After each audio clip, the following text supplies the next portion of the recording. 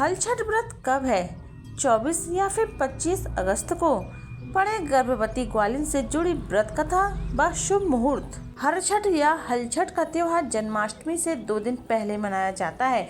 हिंदू पंचांग के अनुसार भादो या फिर भाद्रपद मास के कृष्ण पक्ष की षष्ठी तिथि को हल छठ का त्योहार मनाते हैं। इसे बलदेव छठ, लल्ही छठ, अंधव छठ, तीन छठी व चंदन छठ आदि के नाम से जाना जाता है। मान्यता है कि इस दिन भगवान श्री कृष्ण के बड़े भाई बलराम का जन्म हुआ था। इस दिन भगवान श्री कृष्ण के साथ बलराम जी की पूजा अर्चना की जाती है। मान्यता है कि इस व्रत के पुण्य प्रभाव से संतान को लंबी आयु की प्राप्ति होती है। तो आइए जानते हैं हल छठ कब है और इसका महत्व क्या है। हल छठ व्रत माताएं संतान के सुखद जीवन व लंबी आयु के लिए रखती हैं। मान्यता है कि इस व्रत के प्रभाव से संतान को कष्टों से मुक्ति मिलती है।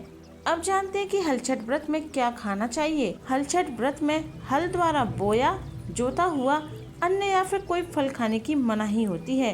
गाय के दूध दही भी नहीं खाना चाहिए। सिर्फ भैंस के दूध दही या फिर घी का स्त्रियां इस्तेमाल करती हैं। आइए अब सुनते हैं हल छठ व्रत की पावन कथा।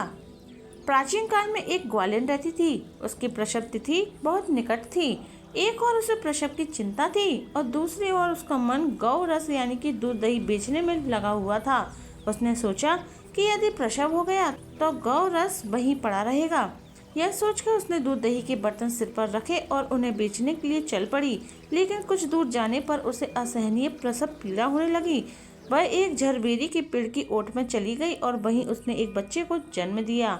वह बालक को वहीं छोड़कर पास के गांव में दूध दही बेचने के लिए चली गई। संयोगवश उस दिन हल षष्ठी थी। उसने गाय भैंस के मिश्रित दूध को भैंस का दूध कहकर सीधे साधे ग्रामीणों को बेच दिया। उधर जिस झरबेरी के पेड़ के नीचे वह बालक को छोड़कर गई थी, उसके पास ही एक किसान खेत जोत रहा था। अचानक उसके बैल भड़क उठे और हल की धार बालक के शरीर में घुसने से बालक की मृत्यु हो गई। इस घटना से किसान को बहुत दुख हुआ और फिर भी उसने साहस और धैर्य से काम लिया।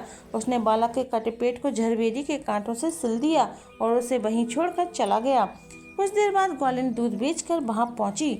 बच्चे की हालत देखकर उसे समझते देर नहीं लगी कि ऐसा उसके पाप की सजा है। यह सोचने लगी कि यदि मैंने झूठ बोलकर गाय का दूध न बेचा होता और गांव की स्त्रियों का धर्म भ्रष्ट न किया होता तो मेरे बच्चे की यह हालत न होती। इसलिए मुझे लौटकर वहां गाँव वालों को सब बताकर प्रायश्चित करना चाहिए। ऐसा निश्चित करके वह उस गाँव में पहुँची जहाँ उसने दूध दही बेचा था। वह गली गली जाकर अपने कुकर्म और उसके फलस्वरूप मिली सजा का वर्णन करने लगी। तब स्त्रियों ने अपने धर्म की रक्षा के लिए और उस पर दया करके उसे क्षमा कर दिया और आशीर्वाद दिया। अनेक स्त्रियों के आशीर्वाद लेने के बाद जब वह पुनः झरबेरी के पेड़ के नीचे पहुंची तो यह देखकर आश्चर्यचकित रह गई कि उसका पुत्र वहाँ जीवित पड़ा है।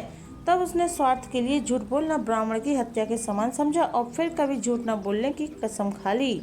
इस बार षष्ठी तिथि 24 अगस्त को दोपहर 12:30 पर आ जाएगी, जो दूसरे दिन 25 अगस्त को सुबह 10:11 तक रहेगी। और षष्ठी तिथि का जो आरंभ है वो 24 अगस्त को दोपहर 12:30 बजे से और षष्ठी तिथि की जो समाप्ति है वो है 25 अगस्त को सुबह 10:11 तक।